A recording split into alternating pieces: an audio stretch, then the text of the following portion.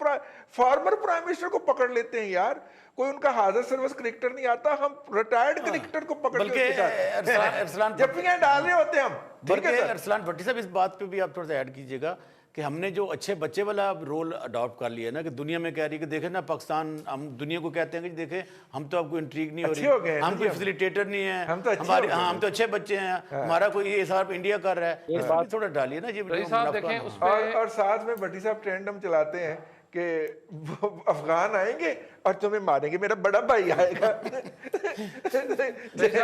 गजवा हिंद करेगा और तुम्हें मारेगा। मैं इसलिए कहता हूँ जी कि बड़े भाई साहब अगर आ भी गए ना तो वो अपना न्याज में से हिस्सा लेंगे और निकल जाएंगे। बड़े भाई साहब ने पहले हमें रगड़ा देना है यार, वो मसला ये कि इन अकल के अंतों को पता नहीं है, वो यहाँ से है। अब उसके बाद जी आप कर लीजिए जी। उसके बाद ये है जी कि अभी आप देखिए कि हमने कुलभूषण यादव की आपने शुरू में बात की थी, मैं उस तरफ आ रहा था, कश्मीर पे तो आप सारे बोल पड़े। अब मसला ये है जी, कुलभूषण यादव को हमने पकड़ा हुआ है, सालों साल से पकड़ा हुआ है, हम तस्वीर पे उसका नाम पढ़ रहे होते हैं। उसके बाद मियां नवाज शरीफ को गद्दारी का भी कह दिया कि जी वो भारत से मिल गए हैं, मोदी साहब नाम नहीं लिया, शादी पे आ गए, वो नाम नहीं लेते। हाँ। अब हमने क्या किया जी कि अब मुझे बता दें कि पिछले 21 माह से कुलभूषण यादव जो है वो क्या कर रहा है, वो क्या वहाँ पे परेड कर रहा है, वो वहाँ पे क्या कोरोना वायरस के खिलाफ लड़ रहा है, या वो क्या वहाँ पे मनी लॉन्ड्रिंग कर रहा है, या और तो और कोई केसेस तो नहीं बना रहा नैब के बैठकर वहाँ पे, पता नहीं वो कर क्या रहा है, मेरी समझ में नहीं आई। मुमकिन है, लेकिन अब हमने तो उसका 21 माह से नाम नहीं लिया। आप उनका हमारा वो बंदा अगर पकड़ ले कहीं तो वो 21 मिनट 21 सेकंड लगाते हैं उसको एलिमिनेट करने पे कि जी है या नहीं है, शक था उड़ा दो। आपने सारा कुछ कर लिया, इंटरनेशनल कोर्ट ऑफ जस्टिस में भी आपने पैसे बहुत सारे लगा दिए। वो जमान साहब जो हमारे लॉयर हैं, जो कौंसल हैं हमारे, उन्होंने इंटरनेशनल कोर्ट ऑफ जस्टिस में हमारा इनका केस भी प्रेजेंट किया, जैसा भी किया, अच्छा या बुरा बात की बात है, उन्होंने रुकवा लिया उसको। आपने अब तक उसके ऊपर, चलें कश्मीर तो छोड़ दें, आपने उसके ऊपर क्या किया? कोई लॉबिंग की आपने इंडिया के खिलाफ? अपने जो इस्लामी ममालिक की सिर्फ जो 46 हैं उसमें ही कर लें, बाकी छोड़ दें, अमेरिका छोड़ दें, बरतानिया, उन्होंने हमें नहीं कुछ भी घास डालनी है। वो तो हमें समझते हैं कि हम लिखते तारीख हैं, वो पढ़ी खैरात जाती है। अगर उसको उल्टा कर लें आप तारीख को तो वो खैरात पढ़ी जाती है। तो हम तो खैराती लोग हैं, हमें तो ज़कात के ऊपर हमारा गुजारा है। रमज़ान में आप देख लें जितने इश्तार अस्पतालों के, हर बंदा ज़कात मांगने चला हुआ है। और खुदारा आप कम से कम एक तरफ जो है अपनी कौम को लगा दें कि भाई ये हमारा मसला तो मांगने की तरफ लगाया तो हुआ है पूरी कौम को, टाइगर फोर्स बना दिया हमने मांगने के लिए यार। और आप क्या चाहते हैं हमसे? नहीं, एक और हमने काम किया, वो अद्वियात से अरबों रुपए नहीं कमा लिए। कैसी बात करते हैं भट्टी साहब? अद्वियात देखें, बात ये है कि देखें जी, आप दवाई खाएंगे ना तो आप मरेंगे।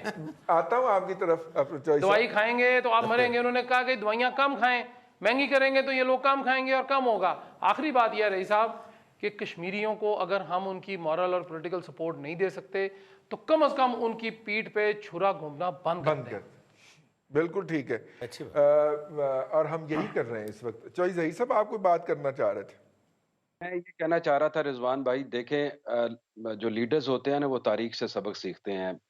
मैं कोई ज़्यादा प्रो PMLN नहीं हूँ, लेकिन आपको याद होगा जब नवाज शरीफ मोदी की हलफबर्दारी की तकरीब में गए थे, उसमें मे बी रोड़े अटकाए हों या मशवरा मिला हो ना जाने का, लेकिन वो गए। बेसिकली ये माजी से सबक सीखा जा सकता है कि ये सिर्फ और सिर्फ अगर कश्मीर को एड्रेस किया जा सकता है इस इशू को, वो सिर्फ और सिर्फ बायलैटरल टॉक्स हैं, बातचीत है। और उस वक़्त पैरेलल अगर आपको याद हो, इमरान खान साहब कंटेनर्स पे जो कुलभूषण और कश्मीर और वगैरह-वगैरह जो एक नारेबाज़ी होती है वो करते रहे। लेकिन जब खान साहब हुकूमत में आए और उधर कॉन्स्टिट्यूशन कश्मीर का अमेंड हुआ, आप ये देखें फिर आपको याद होगा कि खान साहब आज़ाद कश्मीर गए थे, जिसमें आज़ाद कश्मीर के वज़ीर-ए-आज़म ने खड़े होके कहा था, खान साहब आप पीछे हट जाएँ, हम इंडिया की यूँ बॉर्डर क्रॉस कर देंगे, हम ये से ये कर देंगे, अगर आपको याद हो, सबको याद होगा। तो खान साहब ने वहाँ भी कहा, देखें बात ये है कि हम अफ़ोर्ड नहीं कर सकते, जंग हमारे मसले का हल नहीं है और हमारी इकॉनमी के हालात देखें। और खान साहब को ये ज़ाहिर है एक चीज़ का पता भी होता है ना, अपने घर का, अपने पेट का सबको पता होता है कि हमारे क्या मसाइल हैं। और हमें ये भी पता है कि हम 1/10 होंगे शायद इंडिया के लिहाज से। कल को अगर न्यूक्लियर वॉर भी होती है तो वो 4 बम पड़ेंगे, हम यहाँ से हम फारिग हो जाएँगे, इंडिया तो फिर भी शायद काफ़ी बड़ा शायद बच जाए। तो ये जो ओवरऑल जो सिनेरियो है इसको एड्रेस करने का सबसे पहले तो ये है कि आप अपने दाने-दूने ठीक करें, अपने एक यूनिफ़ॉर्मिटी और एक यूनिटी पैदा करें। और कश्मीरियों को जो है खुद एक अपनी जंग को लड़ने दें, उनको मॉरल सपोर्ट रखें और इंटरनेशनल कम्युनिटीज़ को ऑन बोर्ड करें। और दुनिया बिल्कुल भी ठीक है, तभी आपकी सुनेगी कि जब बिल्कुल आप एक ठीक है। खुद यूनिटी के साथ, यकजुई के साथ लीडरशिप अंडर ए वन लीडरशिप बात करें। जब सही, दुनिया को पता नहीं होगा कि यार बात ठीक, किससे करनी है, ठीक हो गया, पॉलिटिकल ठीक हो इमरान गया। खान मैं से आता बात हूँ से बात दोबारा आपकी करनी है तरफ, या मैं करनी है, आता हूँ दोबारा। तो ये अब हमारे प्राइम जी। मिनिस्टर साहब फिर कहते हैं कि जी मैं फ़ोन करता हूँ तो मोदी मेरा फ़ोन अटेंड नहीं करता। और जब आप बराबरी की बुनियाद के ऊपर वहाँ पे जाके बात कर रहे थे तो बहुत तकलीफ थी उसको, बहुत तकलीफ थी उनको ना कंटेनर से, जब आप बराबरी की बुनियाद पे बात कर रहे थे। तो अब हमें बता रहे हैं, अपनी बेइज्जती का किस्सा सुनाते हैं कि मैं फ़ोन करता हूँ तो वो फ़ोन अटेंड नहीं करता। तो यार ये बात बताने वाली नहीं, ये तुम्हारी बेइज्जती है भाई, अपनी बेइज्जती करवा रहे हो, मुल्क की भी बेइज्जती करवा रहे हो। अब गोइंग फॉरवर्ड जी, ये जो जो कुछ भी है इस वक्त मौजूदा हुकूमत जिस तरह कश्मीर को हैंडल कर रही है, मतलब एवं ही जेहन में आया एक सवाल, करतारपुर के बाद अगला हिस्सा कौन सा है जो हम भारत को ऑफर करेंगे? देखिए, सबसे बड़ा हिस्सा तो कश्मीर वाला ही है। वो तो और हमने पहले ऑफर किया ना, फिर उसके चुंगे में हमने करतारपुर ऑफर किया।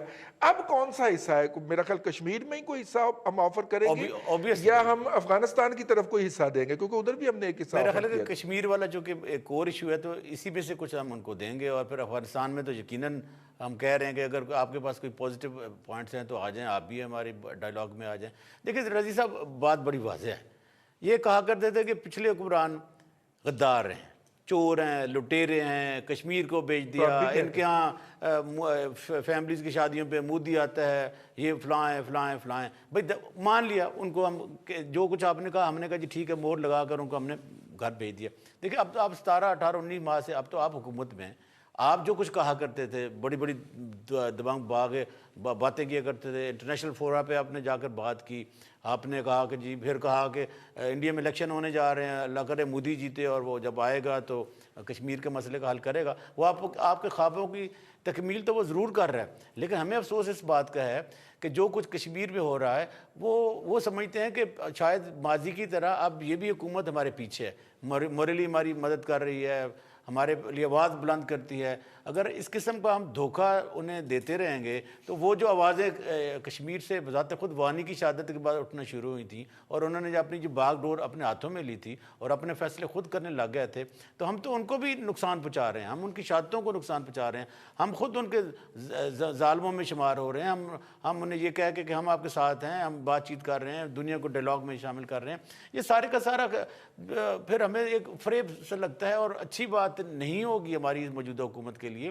कि कश्मीरियों को वो इस झांसे में रखे, मैं तो झांसा ही कहूँगा, झांसे या धोखे में रखे कि वो हमारी इस धोखाधड़ी पे रहते हुए अपने तमाम को गवा बैठे और फिर हम तो हमारा तो कुछ नहीं जाएगा क्योंकि हम तो बेच चुके हैं। लेकिन एक बात ज़रूर है रजी साहब कि मोदी ये कहने में आगे जाने में है कि पाकिस्तान के साथ हमारे अच्छे तल्लुकात हैं। अभी मौजूदा हालात में हमने उनको मेडिसिन भी भेजी हैं और कश्मीर पे अब वो कोई इंट्रीग भी नहीं कर रहा है, कोई वो नॉन स्टेट एक्टर को सपोर्ट भी नहीं कर रहा है और कश्मीर में कोई हमारे लिए मसाइल पैदा नहीं कर रहा है। तो हमारा एक अच्छा दोस्त है इमरान खान, अल्लाह करे कि 5 से अगले भी इसको मिले ताकि कश्मीर का मसला हमारी फेवर का हल हो जाए। तो कौम को अब सोचना होगा, उन लोगों को जो कश्मीर की बात करते हैं, जो हमारी जैसे जमात इस्लामी है और लोग हैं जो कश्मीर के लिए दर्द रखते हैं, और हम तो ह्यूमन राइट्स वाले हैं, हम तो उस जुल्म तशद्दुद का बिल्कुल उसको मजम्मत करेंगे, लेकिन हमें मजम्मत अपने मौजूदा हुकूमत के रवैयों की भी करनी चाहिए। हम रोज़ाना ये कह तो देते हैं कि जनाब हमारी दुश्मन की तोपों को हमने खामोश करवा दिया, लेकिन शायद हमें उन हाथ भी काटने चाहिए जो हमारे कश्मीरी भाइयों की तरफ बढ़ते हैं, जो हमारी बहनों की इसमत दरी करते हैं और जो हमारे जैसे लोगों को वो शहीद करते हैं। इन सारे सवालों का जवाब रजी साहब कौन देगा? बिल्कुल ठीक है। अपना अगर आपको याद हो चौधरी ज़हीर साहब, जब मुशर्रफ साहब मुसल्लत हुए थे इस कौम के ऊपर, तो उस वक्त कश्मीर के अंदर यही चला था सिलसिला और वहाँ पे कश्मीरी मुजाहिदीन के लीडरशिप को चुन चुन के मारा गया था। और उस वक्त भी ये था कि शायद उसके अंदर हमारी भी कोई कंसेंट शामिल थी। और उसके बाद हालांकि इंटरनेशनल बॉर्डर पे हम आईवाल टू आईवाल बैठे हुए थे, लेकिन कश्मीर के अंदर जो टारगेट किलिंग हुई थी उन्होंने पूरी कश्मीरी क़यादत को उठा के रख दिया था। जब तक मुशर्रफ साहब हुकूमत में रहे हैं कश्मीर के अंदर भारत के लिए कोई मुश्किल क्रिएट नहीं हुई, और जैसे ही वो रुखसत हो गए हैं तो कश्मीर के अंदर फिर मसाइल शुरू हो गए हैं भारत के लिए।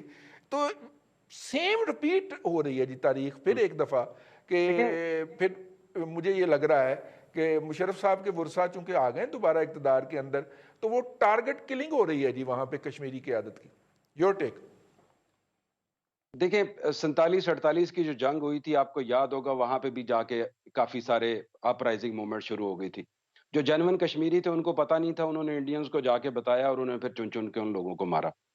आप ये देखें, जो जनरल मुशर्रफ की आपने बात की है, आप वो भूल गए हैं कि जब दोनों तरफ से फोर्सेस आगे आई हुई थी और सार्क कॉन्फ्रेंस में जनरल मुशर्रफ ने वाजपेयी को मुसाफा किया, हैंडशेक किया।